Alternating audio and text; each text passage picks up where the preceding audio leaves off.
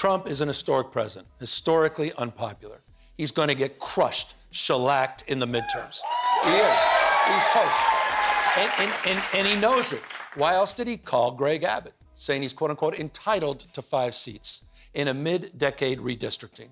They, of course, obliged in Texas. What Trump thought would follow was maybe a conversation about writing an op-ed in California to try to win the argument as they're consolidating power.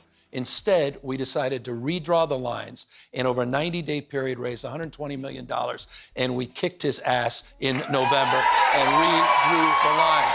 And Jimmy, this is I know we're all prone to a little hyperbole. This is not hyperbolic. You saw what happened on January 6th, tried to wreck the country, light democracy on fire. Dialed up for 11, 12,000 votes in Fulton County. That's exactly what he's doing all across the United States, not just as it relates to redistricting, trying to nationalize the election, trying to take those voting rolls and purge voters, decide who can vote, who cannot. Ask the folks in Fulton County what he's just done. It's happening in plain sight. He has masked men marauding all over the streets of America. It started here first in LA. Guys, secret police that took an oath to office to Trump, not the Constitution. He called Greg Abbott and told him he was entitled to 5 congressional seats. Not asked, not requested, entitled. The President of the United States called a governor and told him to redraw district lines to benefit his party before a midterm election. That's not politics. That's not strategy. That's what happens in countries where elections stop being real. And most people have no idea this happened because it got buried under 30 other stories that week. That's not an accident either. The last time I called him was right before he federalized the National Guard here.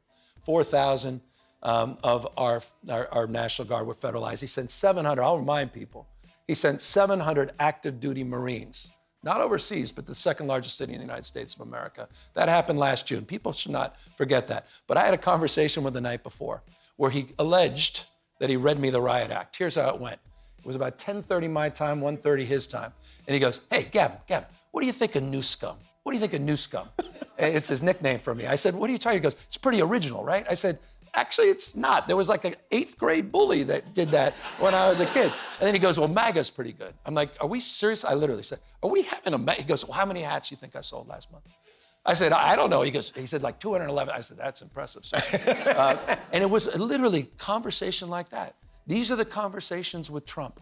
You can't make this stuff up. President of the United States called the governor of California at 10:30 at night to ask him what he thought of his nickname for him, Newscum, and then wanted to know how many mega hats he sold that month, 21. He sold 21 hats and wanted to brag about it to his political enemy at 10:30 at night. This man controls the nuclear codes, so it's a little bit weird, right? He has 13 dead Americans from a war he started. Gas prices are through the roof, and he's up at 1:30 in the morning and calling people to ask if they could think of a better name or they love their nicknames. That's who is running our country right now. Melania's upset. I said, Melania's upset? I said, what about? He goes, well, you said some pretty harsh things about me. And I said, oh, Mr. And I was about to explain what I said. And he goes, oh, I get it. We're all good. Well, he was hurt. Let me just say this. It's just There's interesting. no way Melania was upset. She probably wrote that stuff. Right? Melania was upset. Thank you. No doubt about it. You also said he's a guy, I mean, if we called him right now, he'd answer. And if you got my cell phone, I'm happy to, I got a Mar-a-Lago number. You said it's a hell of a thing. You think J.D. Vance might be scarier than Trump. I believe that. Is that from the point of view of a couch or an ottoman are you talking about? Or as an American? Dutch fan, so trust me, I know exactly what you're saying, and I think everyone else does. And if you don't, look that up. I think there's a darkness to him. Stephen Miller is the dark, those guys, yeah. It's the dark heart of this administration. That's something different. And the folks around them, they're a little different. Trump, there's a longing, a need to be loved. I mean, he's a broken man. That's why I tried to break this country. But that narcissism sort of plays to type. But with J.D. Vance, as you said, this is the original guy. This one, J.D. Vance, Marco Rubio were some of the most effective surrogates attacking Trump and Trumpism. They'll shapeshift into anything. Melania was upset. That's what Trump told Newsom. Melania was upset because Newsom said something critical about her husband at his own inauguration. And Kimmel said exactly what everyone watching was thinking. There's no way Melania was upset. She probably wrote it herself. Because at this point, Melania's entire public persona is performing loyalty to a man whose name is on the Epstein files. And Trump is calling people that to say his wife is upset at 1:30 in the morning about something a governor said at his own inauguration. Are we rebuilding the city quickly enough? And should we even be rebuilding in places where we know it is very dangerous? Well, we have to rebuild differently. And we just, speaking of reforms, 28 executive orders I have put into place to radically change the regulatory thickets in the state. So there are no statewide issues as it relates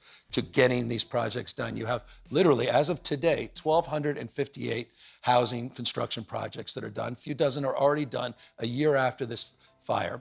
You had recovery for the debris removal that just completed itself about 7-8 months ago. So in terms of progress compared to other major disasters, we're well ahead.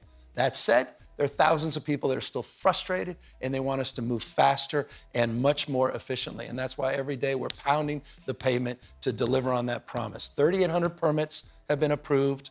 But right now, we need the President of the United States to approve a disaster supplemental to support the people in Palisades and support the folks in Altadena. And he refuses to do that. He refuses to help the people here This is his in book. Los Angeles. Young Trump is a broken man who needed to break the country to feel powerful. That's not a political opinion. That's a psychological observation from someone who has sat across from him multiple times and watch him how he operates. But here's the part that should scare you. Trump at least wants to be loved. You can see it. You can feel it. J.D. Vance doesn't want to be loved. Marco Rubio doesn't want to be loved. These are people who looked at everything Trump represents and decided the only logical move was to become it. That's a different and darker thing entirely. Los Angeles burned. Thousands of families lost everything. People are still living in a temporary house right now. And the federal disaster relief that would help them rebuild is sitting on Trump's desk waiting for his signature. He won't sign it. Not because there's a policy disagreement. Not because the money isn't there. Because California went against him politically, and this is what happens when you do that. Your city burns and the president refuses to help. And somehow that's not the biggest story in our country right now.